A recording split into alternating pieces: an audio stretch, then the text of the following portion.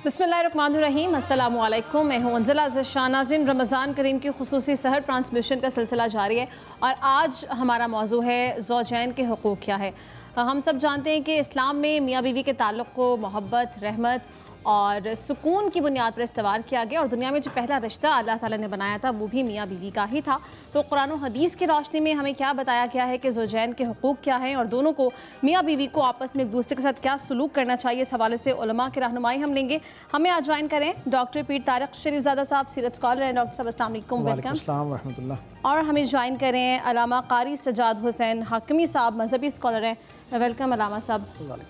और इसके साथ साथ हमें ज्वाइन करेंगे नाथवा हैं कारी शफाकत फरीदी साहब, उनकी जाने भी जाएंगे, कलाम उनसे सुनेंगे, लेकिन पहले मौजू की तरफ बढ़ जाते हैं। डॉक्टर साहब, इस पर गुफ्तगू का आगाज़ आपसे ही कर लें। तो सबसे पहले बता दें कि मियाँ बीवी का ताल्लुक़ क्या है, हमारे दीन ने क्या बताया है और कुरान मजीद ने बिलखुसूस इसकी क्या तालीमात दी गई हैं। बिस्मिल्लाह रब्बी मोहम्मद करीम अलैहिस्सलातु तस्लीम। सबसे पहले तो यादावरी का शुक्रिया और बेहमदी ताला शहरी की इस ट्रांसमिशन में रोज़ाना की बुनियाद पर हम सीरत नबी सल्लल्लाहु अलैहि वसल्लम के ज़ैल में जो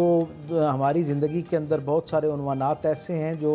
हिदायत तलब हैं, जिनके ऊपर हमें रहनुमाई दरकार है, उन पर बात की जा रही है। और यकीनन ये हमारे लिए भी और हमारे सामीन के लिए भी ये सीखने सिखाने का एक बड़ा खूबसूरत मरहला है। अल्लाह ताला आपकी और आपके चैनल की तौफ़ीक़ात में हर आन बरकतें अता फ़रमाए। आज का उन्वान जो है, मैं समझता हूँ इंसानी मुआशरत की असास अगर इसे करार दिया जाए तो गलत ना होगा। दीन रहमत के अंदर इंसानों के जितने रिश्ते आपस में कायम हैं, उन सब की बुनियाद जो है वो निकाह को करार दिया जाता है। यानी निकाह एक ऐसा खूबसूरत अमल है जिसमें दो लोग जब इकट्ठे होते हैं तो उससे फिर आगे एक घराना और घराने से फिर आगे चल के एक नस्ल जो है उसकी बुनियाद बनती है। और फिर हर घराना अपनी इकाई के अंदर जो कुछ रिश्ते कायम करता है, उन रिश्तों के जब दूसरे घराने के रिश्तों के साथ ताल्लुक़ कायम होते हैं तो एक मुआशरा मुकम्मल होता है। गोया ज़ौजैन के दरमियान जो ताल्लुक़ है वो हकीकी मानों में असास है इस्लामी घराने की और फिर असास है इस्लामी मुआशरे की। अगर इसके हुकूक़ और फ़राइज़ के ज़ैल में जो खूबसूरतियाँ हैं और जो इसकी नज़ाकतें हैं, जो एहतियातें दीन रहमत हमें सिखाता है, और अगर उन तक सही मानों में रसाई हासिल हो जाए और उनकी सही आगाही हो और फिर उसके नतीजे में सरकार दो आलम सल्लल्लाहु अलैहि वसल्लम की सीरत से जो रोशनी हम तक पहुंचती है वो हमारे अमल का और हमारे रवैयों का हिस्सा बने, तो यकीनन ये निकाह का खूबसूरत अमल, ज़ौजैन के दरमियान का खूबसूरत ताल्लुक़ जो है वो उसकी खूबसूरती पूरी कायनात को जो है वो अपनी अहाता रहमत के अंदर ले लेती है। आप इस बात से अंदाज़ा लगाइए कि निकाह का तसव्वुर, ज़ौजैन दो आज़ाद फ़र्द आपस में निकाह के रिश्ते में उस वक्त इकट्ठे होते हैं जब वो अपनी जिसे कहते हैं अपनी पूरे इख्तियार और विल के साथ, अपनी पूरी मंशा और मर्ज़ी के साथ अल्लाह रब्बुल इज़्ज़त को अपने दरमियान हाकिम तसव्वुर करते हुए एक दूसरे को कबूल करते हैं। मैं ये समझता हूँ इस एक फ़िक्रे को अगर रोज़ाना की बुनियाद पर भी दोहराया जाए तो शायद इसकी अहमियत कम ना हो। हकीकी मानों में दो आज़ाद लोग अल्लाह की हाकमियत, उसकी सुपरमेसी को यानी कबूल करते हुए, उसका एतराफ़ करते हुए कि हम अपनी ज़ाती ज़िंदगियों में भी और इस रिश्ते की नौइयत में जो हमारी एक नई ज़िंदगी शुरू होने जा रही है, हम इस मुक़द्दस सफ़र का आगाज़ इस ऐलान और जज्बे के साथ करते हैं कि अब हमारी कोई राय अपनी राय नहीं होगी, हमारी कोई मंशा अपनी मंशा नहीं होगी, बल्कि हमारा हर कौल, हमारा हर फ़ेल, हमारा हर अमल, हत्ता कि हमारा हर ख़याल, हमारे सारे रवैये जो हैं वो अल्लाह रब्बुल इज़्ज़त की अताअत में होंगे। सरकार ख़त्मी मरतबा सल्लल्लाहु अलैहि वसल्लम की शक्ल में जो अल्लाह रब्बुल इज़्ज़त ने एक इंतहाई बाबरकत रोल मॉडल हमें अता किया है, उनकी ज़िंदगी की रोशनी में हम जो है वो आइंदा आपस के मामलात जो है वो तय करेंगे। और आप ज़ौजैन के हुकूक़ के दरमियान जो ताल्लुक़ है, इसकी अहमियत का अंदाज़ा इस बात से लगाएँ कि सरकार ख़त्मी मरतबा सल्लल्लाहु अलैहि वसल्लम से मंसूब एक रिवायत मैंने पढ़ी। आका करीम फरमाते हैं कि क़यामत के दिन परवरदिगार आलम अपनी सारी मखलूक़ात में सबसे पहले अंबिया और मुरसलीन की जमात को मुखातिब करेगा और कहेगा कि इन खुशनसीब बंदों ने मेरे दीन को फैलाने के लिए अपनी इंतहाई खुलूस पर मबनी कोशिश की, अपना इसार किया। अल्लाह इनसे इतना राज़ी हुआ कि बग़ैर हिसाब किताब के अल्लाह इनके लिए जन्नत का ऐलान फरमाता है। अल्लाह की सारी मखलूक में अंबिया और मुरसलीन के लिए बशारत आएगी। अंबिया और मुरसलीन का काफ़िला जन्नत की तरफ रवाना होगा और जब दरवाज़े पर पहुँचेगा, दरवाज़ा खटखटाया जाएगा तो अंदर से मौजूद रिजवान जो है, जो जन्नत का दरवाज़ा खोलने पर निगहबान मौजूद है, वो तारफ़ पूछेगा और बताया जाएगा कि क्या तुमने नहीं सुना कि हम جو ہیں وہ اللہ کے پسندیدہ لوگ، اللہ کی پسندیدہ جماعت انبیاء و مرسلین، اور ہمارے لیے اللہ نے بغیر حساب کتاب کے جنت کا وعدہ فرمایا ہے۔ تو رضوان آگے سے جواب میں کیا کہے گا، میں سمجھتا ہوں یہ میرے، آپ کے اور سارے ہمارے سامعین و ناظرین کے لیے اس کے اندر اس رشتے کی اہمیت پنہاں ہے۔ رضوان عرض کرے گا کہ اے اللہ کے مقربین، ہے اللہ کے پسندیدہ انبیاء و مرسلین، مجھے پروردگار عالم نے جو آپ کہہ رہے ہیں وہ میں اس پر ایمان لایا اور میں اس کی تصدیق کرتا ہوں کہ اللہ نے آپ کو بشارت دے دی، لیکن پروردگار عالم نے میرے ہاتھ میں جو معیار نامہ مقرر کیا ہے وہ یہ ہے کہ اس وقت تک کسی شخص کو جنت میں نہ داخل ہونے دیا جائے جب تک اس کے زوجین کی اس کے حق میں گواہی نہ لے لی جائے، یعنی خاتون کے حق میں اس کے شوہر کی اور شوہر کے حق میں اس کی بیوی کی گواہی نہ لے لی جائے۔ تصور کریں انبیاء و مرسلین کے لیے اگر یہ پابندی ہے تو عام آدمی کو اس معاملے میں کتنا زیادہ اور تفصیل سے جواب دہ ہونا پڑے گا۔ علامہ صاحب آپ کو بھی شامل گفتگو کریں، ویسے تو نبی کریم صلی اللہ علیہ وآلہ وسلم کی پوری زندگی عملی نمونہ ہے کہ ہمیں اپنی زندگیاں کیسے بسر کرنی چاہیے، لیکن احادیث مبارکہ کی روشنی میں نبی پاک صلی اللہ علیہ وآلہ وسلم نے کیا ارشاد فرمایا ہے، ہمیں کیا تعلیمات ملتی ہیں؟ بسم اللہ الرحمن الرحیم والصلاة والسلام علی رسول اللہ۔ سب سے پہلے آپ کا بہت شکریہ، اللہ تبارک و تعالیٰ آپ کے اس گلدستے کو مزید وسعت عطا فرمائے اور اسی طرح یہ سلسلہ جاری و ساری رہے۔ جو ہمارا ٹاپک ہے وہ اپنی نوعیت میں ایک بہت خاص ٹاپک ہے اور ہمارے معاشرے میں جو ہے اس کا بہت مین کردار ہے۔ اس سلسلہ میں ایک آیت کوٹ کرنا چاہتا ہوں۔ قرآن مجید برہان رشید میں اللہ تبارک و تعالیٰ نے سورہ روم کے اندر ارشاد فرمایا وَمِنْ آیَاتِهِ أَنْ خَلَقَ لَكُم مِّنْ أَنفُسِكُمْ أَزْوَاجًا لِتَسْكُنُوا إِلَيْهَا وَجَعَلَ بَيْنَكُم مَّوَدَّةً وَرَحْمَةً۔ اللہ تبارک و تعالیٰ نے یہ جو رشتہ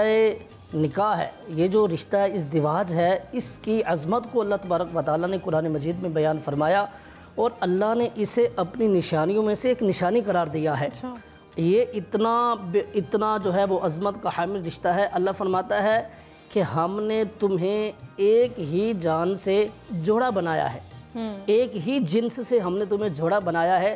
یہ بھی ایک اللہ کی کرم نوازی ہے، اس کا خاص فضل اور اس کا احسان ہے کہ اللہ تبارک و تعالیٰ نے ایک ہی جنس سے جوڑا بنایا ہے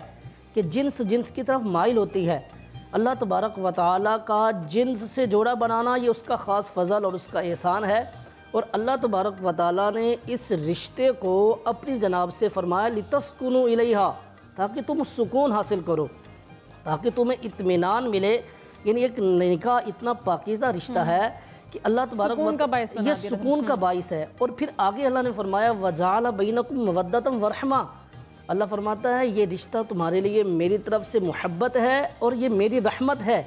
یہ اتنا خاص رشتہ ہے کہ اللہ تبارک و تعالیٰ نے اسے محبت کا باعث بنایا ہے، اسے رحمت کا باعث بنایا ہے۔ اور جہاں تک میرے اور آپ کے آقا صلی اللہ تعالیٰ علیہ وسلم کے فرامین کا سلسلہ ہے، اس سلسلہ میں سنن ابن ماجہ کے اندر ایک حدیث پاک موجود ہے۔ حضرت ابن عباس رضی اللہ تعالیٰ عنہما آپ اس حدیث پاک کے راوی ہیں۔ آپ فرماتے ہیں کہ رسول اللہ صلی اللہ تعالیٰ علیہ وسلم فرماتے ہیں لم تر المتحابین مثل النکاح،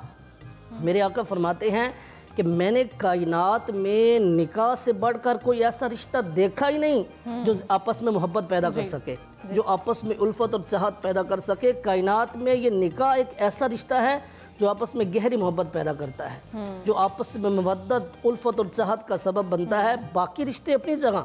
وہ مسلم ہیں، لیکن میرے آقا فرماتے ہیں رشتہ یہ نکاح ایک ایسا رشتہ ہے جو بہت زیادہ آپس میں محبت پیدا کرتا ہے۔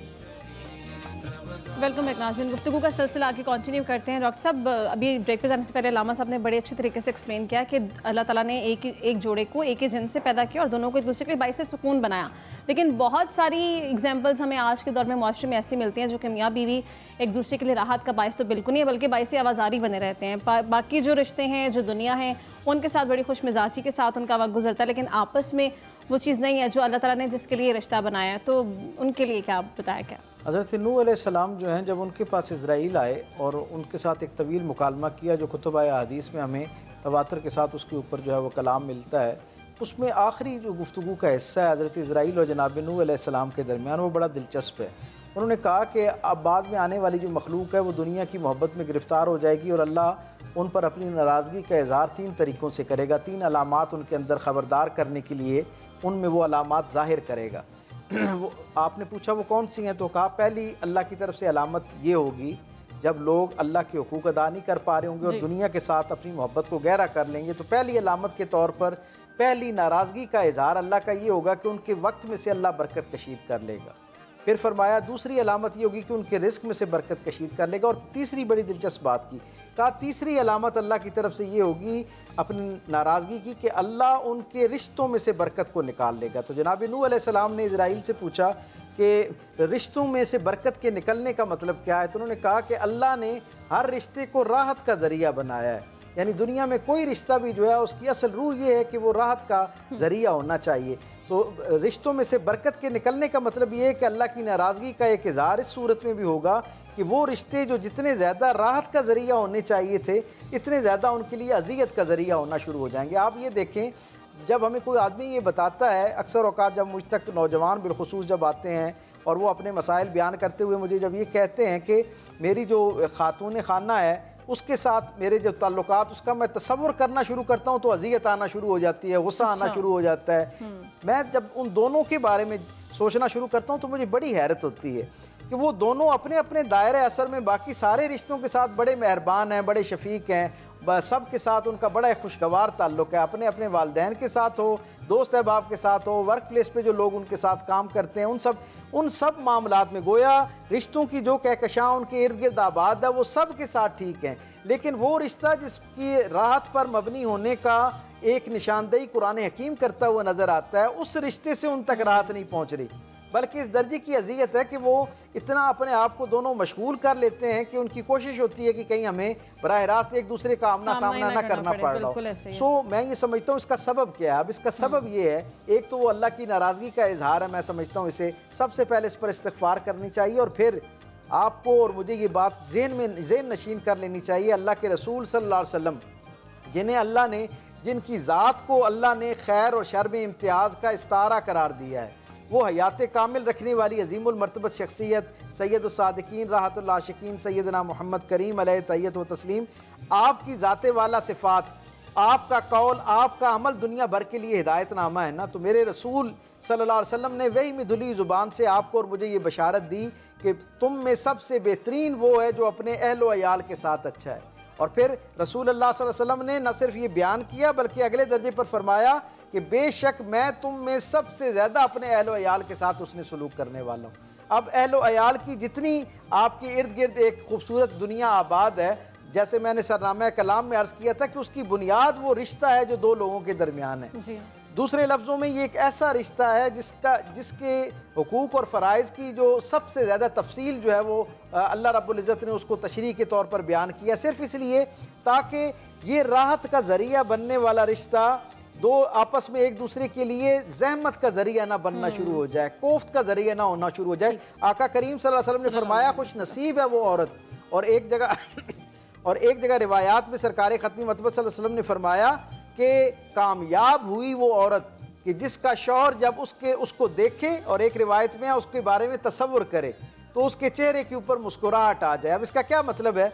کیا آج ہم اپنے دائرۂ اثر میں اس کو سوچیں اپنی ذاتی زندگی میں، کیا ہمارے جو زوجین ہیں جو ہمارے ساتھ زندگی میں شریک سفر شریک حیات جو ہمارے ساتھ ہیں، کیا ان کا تصور ہمارے لیے اس طرح کے خوشگوار احساس کا باعث بنتا ہے؟ اگر بن رہا ہے تو پھر تو یقیناً ہمارا سفر اللہ اور اللہ کے رسول کی رضا کی طرف ہے، اور اگر ہمارے ساتھ زندگی گزارنے والے ہمارے شریک سفر جو ہیں ان کو ہم سے گلا شکوہ اس درجے پر پہنچ گیا ہے کہ ہمارا نام سننا ان کے لیے اذیت کا ذریعہ بن رہا ہے، ہمارا تصور ان کے لیے کوفت کا ذریعہ بن رہا ہے، تو پھر ہمیں اثر نو اپنے مزاج پر، اپنے رویے اور اپنے معاملات اور معمولات پر غور کرنا چاہیے۔ یہ بھی ضروری ہے کہ دنیاوی ضروریات کے علاوہ جو دیگر احساسات ہیں، نفسیاتی کمزوریاں ایک دوسرے کے، ان کو بھی ان کی طرف توجہ ہونی چاہیے۔ اس پہ میں آپ سے بات کروں گی، لیکن پہلے علامہ صاحب آپ کو شامل گفتگو کرنے سب سے پہلے آپ یہ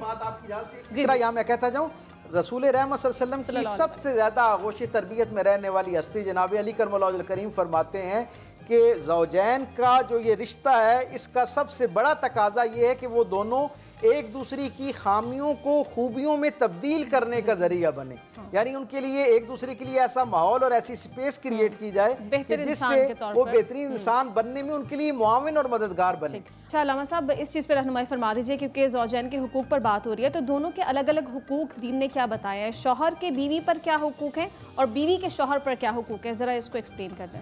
جی، اس سلسلہ میں سب سے پہلے اگر آپ ان الفاظ پر غور کریں تو یہ مسئلہ بالکل واضح ہو جاتا ہے۔ حقوق الزوجین، حقوق یہ لفظ جمع ہے حق کی، اور حق وہ ہوتا ہے جو کسی پر واجب ہو جاتا ہے۔ صحیح۔ تو حقوق زوجین کے حوالے سے جو اللہ تبارک و تعالیٰ نے قرآن مجید میں ان کے حقوق کو بیان فرمایا ہے، سورہ النساء اس کی گواہ ہے۔ سورہ طلاق کے اندر اللہ پاک نے حقوق کو بیان فرمایا، سورہ تحریم اٹھا لے، اللہ تبارک و تعالیٰ نے بڑے واضح انداز میں ان کے حقوق کو بیان فرمایا ہے۔ مثال کے طور پر اللہ تبارک و تعالیٰ سورہ النساء کے اندر فرماتا ہے وَعَلَى الْمَوْلُودِ لَهُ رِزْقُهُنَّ وَقِسْوَتُهُنَّ بِالْمَعْرُوفِ۔ اللہ تبارک و تعالیٰ فرماتا ہے کہ جس کا بچہ ہے اس پر اس کے خواتین کا رزق اور اس کے کپڑے لازم ہیں اچھائی کے ساتھ۔ یہ تو یہاں قرآن مجید برہان الرشید جو ہے وہ عورت کے نان و نفقے کا جو ہے وہ باقاعدہ طور پر درس دے رہا ہے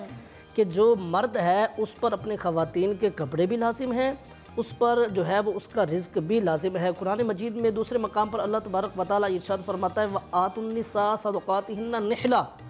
یہاں حق مہر کا جو ہے ذکر اللہ تبارک و تعالیٰ بیان فرما رہا ہے کہ جو عورت کے حقوق ہیں ان میں سے ایک حق مہر ہے، اور میرے اور آپ کے آقا صلی اللہ تعالیٰ علیہ وسلم نے حدیث پاک کے اندر باقاعدہ طور پر واضح طور پر موجود ہے۔ میرے آقا فرماتے ہیں کہ جو حق کی شرطیں ہیں ان میں سے سب سے اہم جو شرط ہے وہ مہر ہے، کہ مرد جو ہے وہ وقت پر حق مہر ادا کرے۔ اسی طرح میرے اور آپ کے آقا صلی اللہ تعالیٰ علیہ وسلم نے قرآن مجید کے اندر موجود ہے اسکنوہن من حیث سکنتم من وجدکم۔ اللہ تبارک و تعالیٰ فرماتا ہے کہ عورت کے حقوق میں سے ایک حق یہ بھی ہے کہ جہاں تم رہو وہاں پر انہیں بھی ٹھہراؤ، وہاں انہیں اپنے پاس رکھو۔ یہ بھی قرآن مجید عورت کا حق بیان فرما رہا ہے۔ دوسرے مقام پر اللہ تبارک و تعالیٰ سورہ طلاق کے اندر ارشاد فرماتا ہے، سورہ تحریم کے اندر اللہ ارشاد فرماتا ہے یا ایھا الذین آمنوا قوا انفسکم واہلیکم نارا۔ اللہ تبارک و تعالیٰ نے فرمایا کہ عورت کو دین کی طرف رغبت کر دینا، عورت کو دین کی طرف بلانا، یہ بھی اس کے حق میں سے ایک حق ہے، اس کے حقوق میں سے ایک حق ہے کہ قرآن کہتا ہے اپنے آپ کو آگ سے نہیں، اپنے اہل و عیال کو بھی آگ سے بچا۔ علامہ صاحب ابھی بریک پہ جانا ہے، قطع کلامی کی معذرت، واپس آئیں گے تو شوہر کے کیا حقوق ہے اس پہ بھی آپ سے رہنمائی لیں گے۔ ناظرین اسٹے ود اس۔ رمضان کریم، رمضان کریم۔ ویلکم بیک ناظرین، گفتگو کا سلسلہ آگے بڑھاتے ہیں۔ علامہ صاحب ایک تو اپنی بات مکمل کر لیجئے، ساتھ ہی بتا دیجئے آپ نے بیوی کے حقوق کے بارے میں بتایا بڑے اچھے طریقے سے، شوہر کے حوالے سے کیا حقوق ہے، اور اگر دونوں اپنے حقوق اس طرح سے فراہم نہیں کر رہے ہیں تو ان کے لیے کیا وعید بتائی گئی ہے، وہ کتنے گناہگار ہو رہے ہیں؟ قرآن مجید برہان رشید فرماتا ہے الرجال قوامون علی النساء بما فضل اللہ بعضهم علی بعض۔ اس آیت مقدسہ میں اللہ تبارک و تعالیٰ نے شوہر کے حقوق کو بیان فرمایا ہے۔ جہاں میں عرض کر رہا تھا کہ عورت کے یہ حقوق ہے، وہاں پر مرد کا یہ حق ہے کہ عورت فالصالحات قانتات حافظات للغیب بما حفظ اللہ، کہ اگر مرد گھر میں نہیں ہے تو یہ شوہر کا حق ہے کہ جو ہے وہ عورت اپنی حفاظت کرے۔ یہ شوہر کے حق میں سے ہے کہ اس کے ساز و سامان کی حفاظت کرے۔ اسی طرح میرے اور آپ کے آقا صلی اللہ تعالیٰ علیہ وسلم کی حدیث پاک کا مفہوم ہے، ترمذی شریف کے اندر حدیث پاک موجود ہے۔ میرے آقا فرماتے ہیں کہ اگر غیر خدا کو سجدہ کرنا جائز ہوتا تو میں عورت کو کہتا کہ وہ اپنے خامد کو سجدہ کرے، حالانکہ غیر خدا کو سجدہ حرام ہے۔ بالکل میرے آقا کے فرمان کا یہ مطلب نہیں ہے کہ سجدہ جائز ہو، صرف شوہر کی اہمیت کو اجاگر کرنا ہے۔ میرے آقا صلی اللہ تعالیٰ علیہ وسلم نے شوہر کی عظمت کو عورت پر ظاہر کیا ہے کہ اگر غیر خدا کو سجدہ ہوتا تو شوہر کا اتنا حق ہے کہ عورت جو ہے وہ اپنے شوہر کو سجدہ کرتی۔ حدیث پاک کا مفہوم ہے، میرے اور آپ کے آقا صلی اللہ تعالیٰ علیہ وسلم کے حدیث پاک میں موجود ہے۔ میرے آقا فرماتے ہیں کہ شوہر کے حقوق میں سے ایک حق یہ بھی ہے کہ اگر شوہر اپنی عورت کو یہ حکم دے کہ یہ پیلے رنگ کا پہاڑ ہے اسے کالا کر دو، یہ کالے رنگ کا ہے اسے سفید رنگ کا ہے اسے کالا کر دو، کالے رنگ کا ہے اسے سفید کر دو، تو عورت پر یہ بھی لازم ہے کہ وہ کر دے۔ حالانکہ ایسا ممکن نہیں ہے کہ کالے رنگ کے سفید میں بدلنا، سفیدی میں بدلنا، سفیدی کو کالے رنگ میں بدلنا، زرد میں بدلنا، یہ ممکن نہیں ہے۔ لیکن میرے آقا صلی اللہ تعالیٰ علیہ وسلم کے فرمان کا مطلب یہ ہے کہ مرد کا بھی عورت پر حق ہے، اور اتنا زیادہ حق ہے کہ جو ہے وہ اتار ہی نہیں سکتی۔ یہ اس کے حقوق میں سے ایک حق یہ بھی ہے کہ میرے آقا کے فرمان کا ایک حصہ ہے کہ مرد کے جسم پر زخم پڑ جائے تو عورت اگر اس کو اپنے منہ سے بھی صاف کرے تو عورت جو ہے وہ اپنے خامد کا حق ادا نہیں کر سکے۔ یہ میرے آقا صلی اللہ علیہ وسلم نے باقاعدہ مرد کے حقوق کو بھی بیان فرمایا ہے۔ جو آپ کے سوال کا سلسلہ ہے کہ آپس میں اگر حقوق ادا نہیں کرتے، ہمارے یہاں معاملہ یہ ہے کہ جب ہم اعتدال سے تجاوز کر جاتے ہیں، اعتدال سے ہٹ جاتے ہیں، تو پھر ایسی صورت میں ہمیں پریشانی کا سامنا کرنا ہوتا ہے۔ قرآن ہمیں اعتدال کا حکم دیتا ہے، زندگی کے ہر شعبے میں اعتدال کا حکم دیتا ہے، وہ چاہے زوجین ہوں،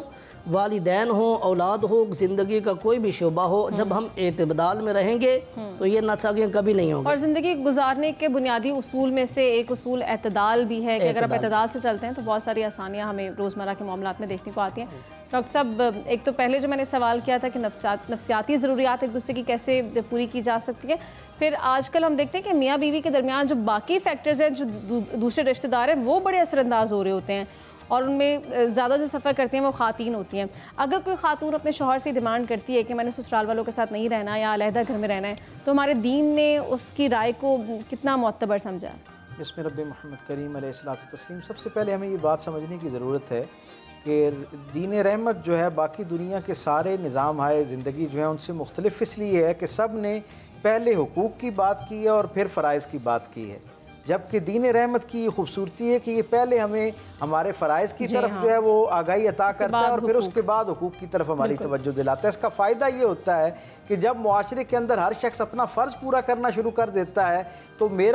مجھ پر واجب ہر فرض جو ہے وہ دوسرے لفظوں میں کسی نہ کسی کا حق ہے۔ سو جب حقوق کی ادائیگی فرض کے ذیل میں ہونا شروع ہو جاتی ہے تو معاشرے میں سے گلہ شکوہ ختم ہونا شروع ہو جاتا ہے۔ یہ سارے بگاڑ جو رشتوں کے درمیان ایک بے چینی، اضطراب اور رشتوں کے کمزور ہونے کا، ٹوٹنے کا ذریعہ بنتے ہیں، یہ اسی وقت ہی ہیں جب ہم اپنے حصے کے فرائض کی طرف توجہ نہیں کرتے اور حقوق کا جو ہے وہ اعلان کرنا اور تقاضا کرنا شروع کر دیتے ہیں۔ یہ جو آپ نے بات کہی، یقیناً دین رحمت نے عورت کو یہ حق دے رکھا ہے کہ وہ اپنا ایک انفرادی گھر جو ہے جس کے اندر اس کی پرائیویسی قائم رہ سکے، جس کے اندر اس کا تشخص قائم رہ سکے، جہاں وہ ایک آزادانہ اپنے سطر کو قائم رکھتے ہوئے زندگی جو ہے اس کو آگے بڑھا سکے، اپنے بچوں کی افزائش کر سکے، اسے ایک الگ فیملی یونٹ جو ہے اس کی ڈیمانڈ کا حق دیتی ہے۔ یہ دین رحمت کے اندر موجود ہے، لیکن جہاں یہ حق ہے وہیں پر بالکل اس کے ساتھ اسے عدل اور حسن سلوک کی طرف بھی توجہ دلائی گئی ہے کہ وہ اپنے شوہر کے جو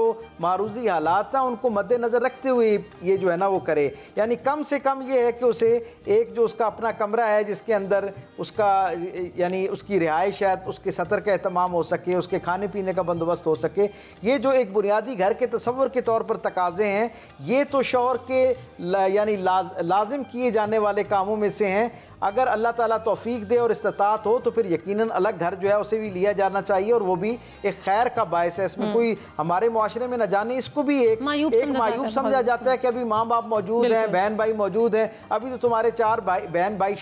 شادی ہونے سے یعنی کہ انتظار میں ہیں اور تم الگ اپنا گھر لے کے چلے گئے ہو۔ میں یہ سمجھتا ہوں کہ معاشرے میں سب کو نکاح کا جو ڈسپلن اور انسٹیٹیوشن ہے اس کو مضبوط کرنے کے لیے اپنا تعاون فراہم کرنا چاہیے، اور یقین مانیں ہمارے روزانہ کے مشاہدے کی یہ بات ہے کہ بہت سارے لوگ یعنی ایک شہر میں نہیں دوسرے شہروں میں بلکہ دوسرے ملکوں میں رہ رہے ہوتے ہیں، لیکن اب ٹیکنالوجی کی بنیاد پر ایک دوسرے کے اس طرح خیر خواہ بھی ہوتے ہیں اور خبرگیر بھی ہوتے ہیں، ایک دوسرے کے حال احوال سے بھی واقف ہوتے ہیں، ان کی مصیبت پریشانی میں یعنی اپنا آپ پیش بھی کرتے ہیں اور ان کی راحت کا ذریعہ بھی بنتے ہیں۔ اور بہت سارے لوگ ایسے ہیں جو ایک گھر میں رہ رہے ہوتے ہیں لیکن ایک دوسرے کے لیے اذیت کا ذریعہ بنے ہوتے ہیں، ایک دوسرے کا انتظار کر رہے ہوتے ہیں کہ کب وہ گھر سے جائے تاکہ گھر میں کچھ راحت آئے، کچھ تھوڑا سکھ کا سانس آئے۔ تو یہ حقیقی معنوں میں نزدیک یا دور رہنا، اکٹھا رہنا یا علیحدہ رہنا یہ بنیادی مسئلہ نہیں ہے۔ میں یہ سمجھتا ہوں کہ بنیادی مسئلہ اپنے اپنے فرائض کی آگاہی ہے، اور میری فرائض سے مراد عرفیت میں جسے ہم ذمہ داری کہتے ہیں، میری ذمہ داری میں یہ بات شامل ہے کہ جب میرے گھر کے اندر ایک نیو بیاتہ بیٹی آتی ہے تو گھر کے فرد کے طور پر، چاہے میں لڑکے کا باپ ہوں، اس کی حیثیت سے اس کا بھائی ہوں، اس کی بہن ہوں، اس کے باقی رشتوں میں کوئی میرا اس کے ساتھ تعلق ہے، جس گھر کے اندر وہ جو نو وارد آ رہی ہے بیٹی ہماری،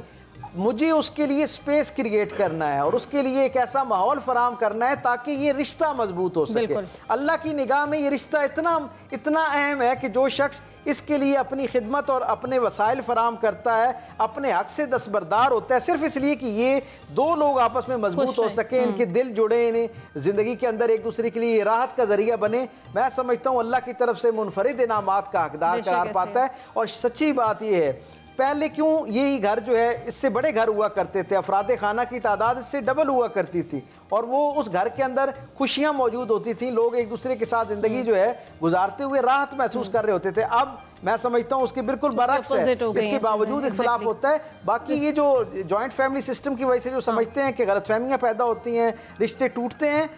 بہت ساری ایک بڑی تعداد جو اس وقت نکاح طلاق کے لیے جو کیس جو ہے نا وہ سبمٹ کیے جاتے ہیں یا خلا کے لیے کیے جاتے ہیں، ان لوگوں کی اگر آپ ہسٹری دیکھیں تو اب بڑی تعداد ایسے بچوں کی ہے جو یعنی شادی کے فوراً بعد علیحدہ ہو جاتے ہیں۔ سو اس لیے یہ کوئی کرائیٹیریا نہیں ہے، اصل میں دو لوگوں کو یہ تصور کرنا ہے کہ ہم اللہ کو درمیان میں رکھتے ہوئے، اس کی حاکمیت، اس کی سپرمیسی کو، اس کے عطا کیے ہوئے حقوق اور فرائض کو ذہن میں رکھتے ہوئے ہم نے زندگی کا آغاز کرنا ہے۔ اور میاں بیوی کا رشتہ ہی وہ بنیادی رشتہ ہے جس کی بنیاد پر